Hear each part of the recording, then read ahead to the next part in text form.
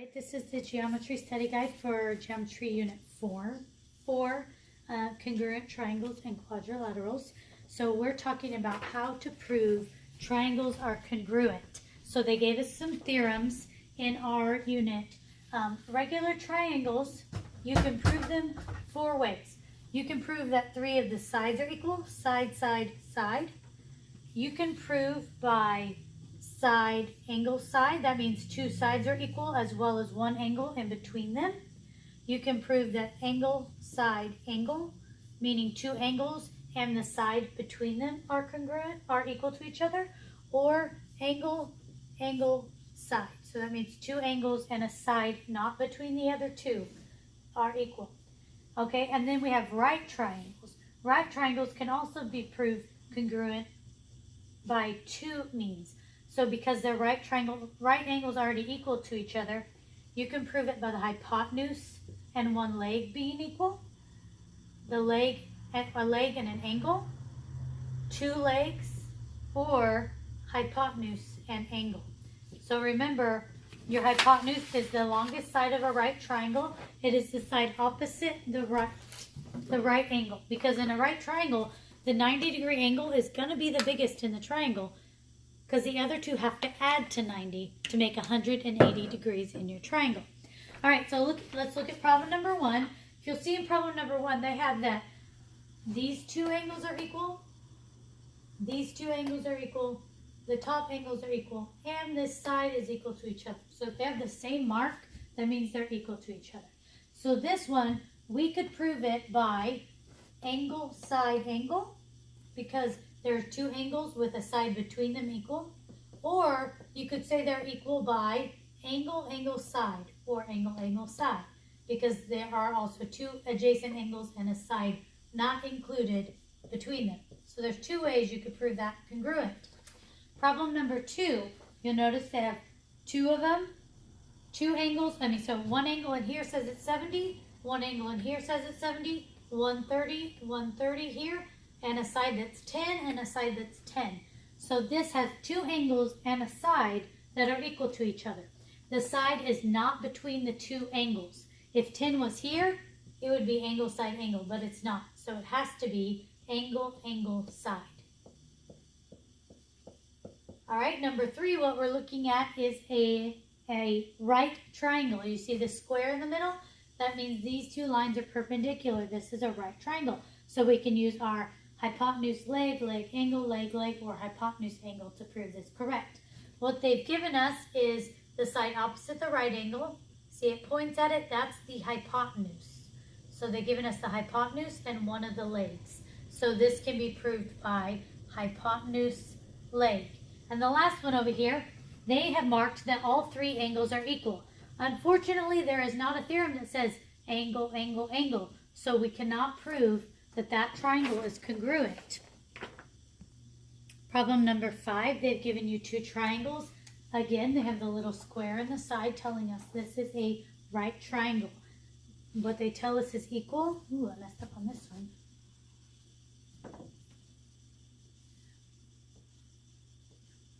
Is the side opposite the right angle. You can see that it's pointing toward that side.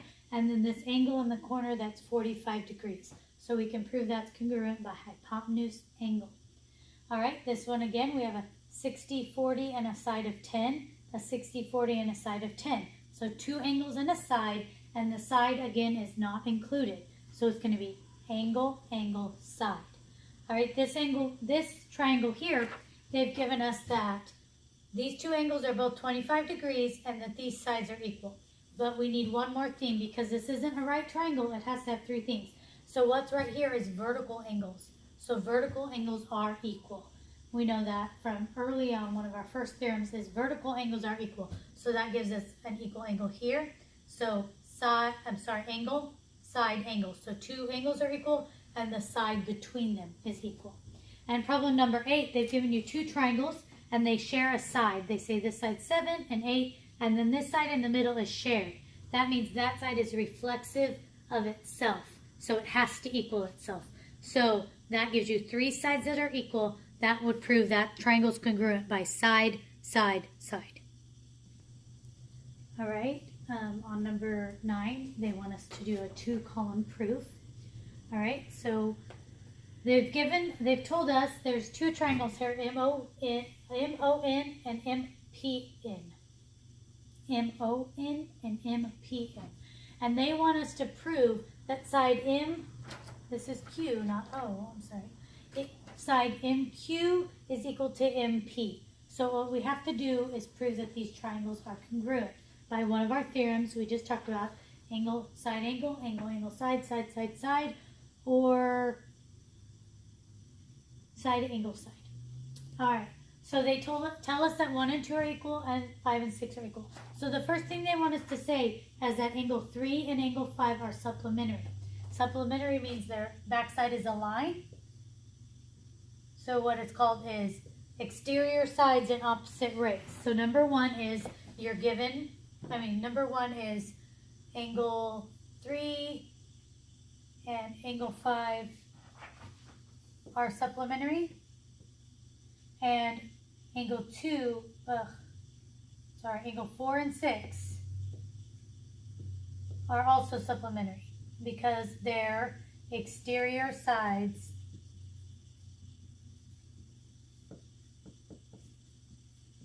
in opposite rays. So they're in a line. Their exterior side is a line.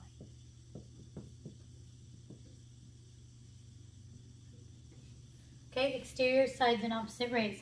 Number 2, they say angle 5 is equal to angle 6. We know that because that's our given. So this is one time your given isn't going to go first, which is a little bit strange, huh? Angle 5 equals angle 6. That's given. All right? So that's number 2. Okay? Number 3, we can say angle 3 equals angle 4.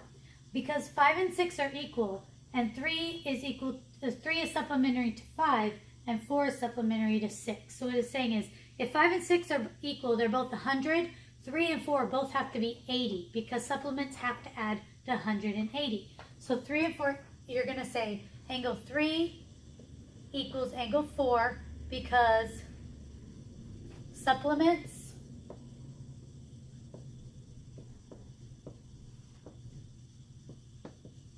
to equal angles, you can just put angles, are equal. So they're supplementary to equal angles so that they are equal to each other. That's number 3. Number 4, again, they're going to say angle 1 equals angle 2. We already know that. That's our given. That angle 1 equaled angle 2. And angle 5 equaled angle 6. So this is number 4. And it's going to say given again. All right? Number 5, MN equals what? Okay, MN is in the middle. It's in both triangles. So it equals itself. Number 5 is going to say MN equals MN. And that is reflexive. Reflects itself. All right? And now we've proven these 2 angles are congruent. These 2 angles are congruent. And this side in the middle is congruent. So that means angle, side, angle. So number 6, we can say, okay, now we know triangle MQP is congruent to triangle MPN. This should be MQN.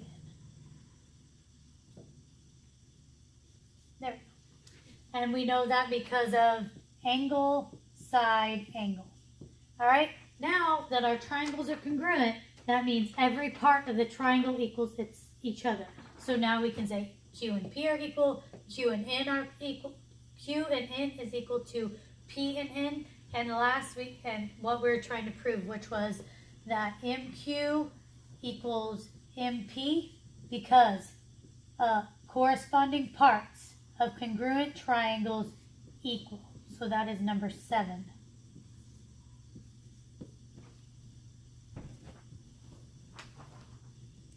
Okay, problems 10, 11, and 12 all have to do with this figure that they give you. And they tell you that angle side AB and side BC are equal. So this side and this side are equal. And also that angle BDC BDC is equal to 40, which I already have written in here, right here. BDC. So your measure comes from your middle letter right there, so D. All right. So number one, they want you to say what angle ADB is worth. So ADB, they want you to know, they want you to tell what this angle right here is worth.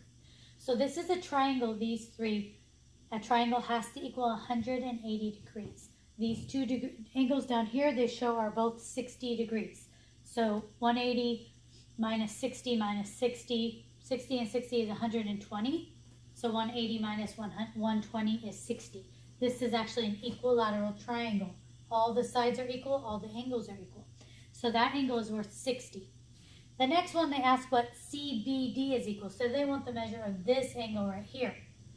Now, they tell us these two are equal. And then because this is an equilateral triangle, all the sides are equal, making this side of this triangle equal to that side of that triangle. So when two sides are equal, it's automatically an isosceles triangle. Two sides are equal. So if it's sides opposite, the angles are equal. So if this side is equal to this side, this angle is 40, this angle over here has to be 40. So that leaves 180.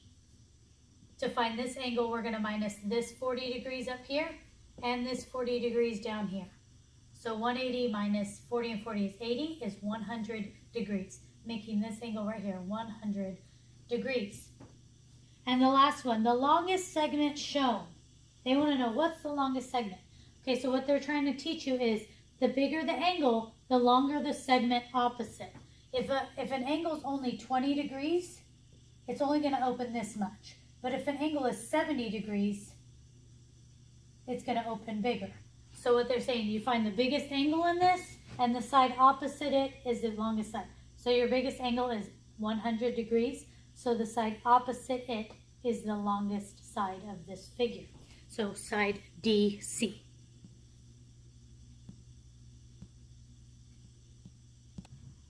All right, problems number 14 through 16 are, 13 through 16, I'm sorry, are sometimes, always, and never problems. We love those.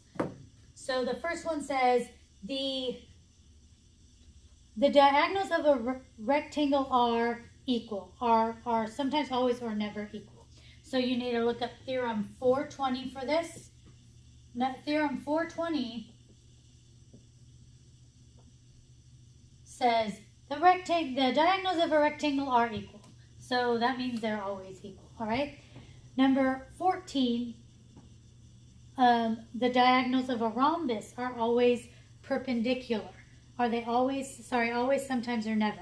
So this is Theorem 421 that says the diagonals of a rhombus are perpendicular. So they are always perpendicular. Now number 15 does not have a theorem that goes with it. A square is a rectangle. It is always, sometimes, or never a rectangle. Well, a square has four sides, and the four sides are, the two sides are parallel, and these two sides are parallel. So it is a rectangle because it has four sides that are parallel to each other.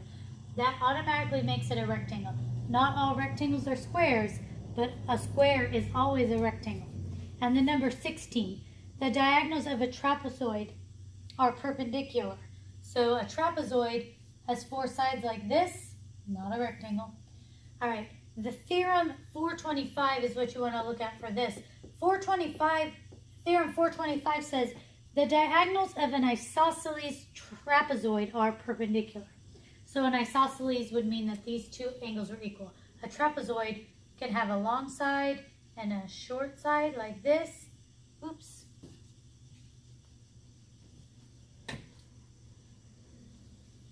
Okay, so this is a trapezoid and that's a trapezoid. So the diagonals of a trapezoid are sometimes perpendicular. If it's an isosceles trapezoid, if it's an isosceles trapezoid, then yes, they are equal. If they are perpendicular. If it's not isosceles, no, they are not perpendicular. All right, that's the whole study guide.